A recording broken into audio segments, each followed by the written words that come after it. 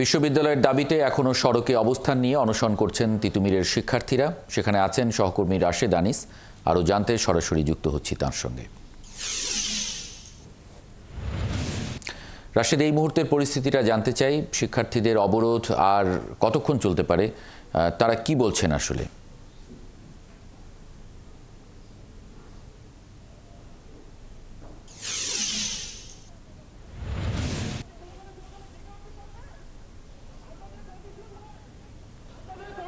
বাবু, আমি আসলে গেল ১.৫ ঘন্টা ধরেই শুনছি যে শিক্ষা মন্ত্রণালয়ের কিছু কর্মকর্তারা এই শিক্ষার্থীদের সাথে কথা বলার জন্য আসছেন, কিন্তু এখনো কিন্তু পরিস্থিতি যদি বলি তাহলে এখনো কিন্তু তারা এসে পৌঁছাননি।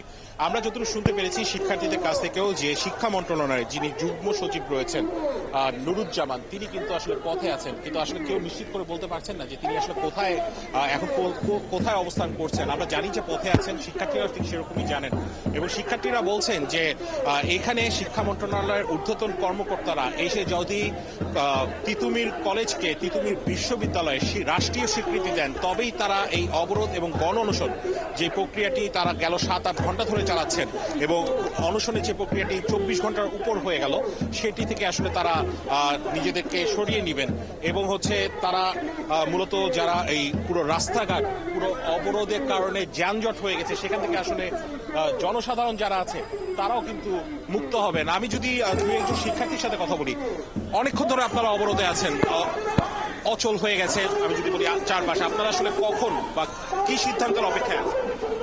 আমাদের এখন জানানো হয়েছে যে মন্ত্রণালয় থেকে একজন আসবে, আমাদের সাথে কথা বলবে। আমরা ইতিমধ্যে আমাদের ৭ দফা দাবি তাদের কাছে পেশ করেছি, রাষ্ট্রের কাছে আমরা আমাদের দাবি জানিয়েছি। সেটি নিয়ে কথা বলার জন্য বা মন্ত্রণালয় থেকে একজন আমাদের সাথে কথা বলতে আসার কথা বলা হয়েছে যে আধা ঘন্টার মধ্যে তারা আসবে।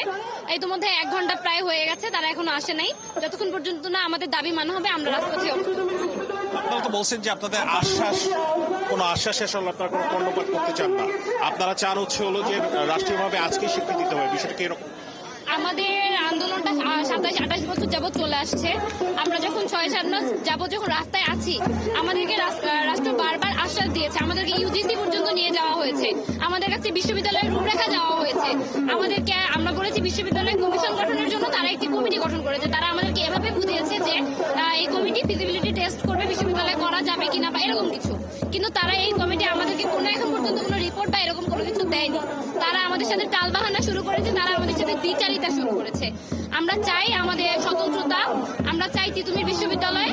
যতক্ষণ পর্যন্ত আমাদের দাবি, আমাদের ৭ দফা দাবি হবে, তার 7 দফা দাবির মধ্যে প্রথম দাবি হচ্ছে যে তিতুমিরকে রাষ্ট্রীয়ভাবে বিশ্ববিদ্যালয়ের স্বীকৃতি দিয়ে একটি একাডেমিক ক্যালেন্ডার প্রকাশ করতে হবে। এটি আমাদের প্রধান দাবি। যতক্ষণ না পূরণ হবে আমরা রাজপথ ছাড়ব। ৭ দফা দাবিটা জানি। আমি যদি একটু আপনার সাথে কথা বলি, রাস্তার অবরোধের কারণে কিন্তু তীব্র যানজট এবং মানুষজন আমরা দেখছি হেঁটে যাচ্ছে, বিষয়টা নিশ্চয়ই আপনাদেরও নজরে এসেছে। আসলে যে কোনো আন্দোলন, যে কোনো দাবি পূরণের জন্য বাংলাদেশে এই সিস্টেমটাই চলে আসছে, রাস্তা অবরোধ করতে হয়, এটা রাজপথ অবরোধ করতে হয়। তো তার প্রেক্ষিতে আমরা এখানে অবরোধ করে বসে আছি, আমরা অনশন করতেছি।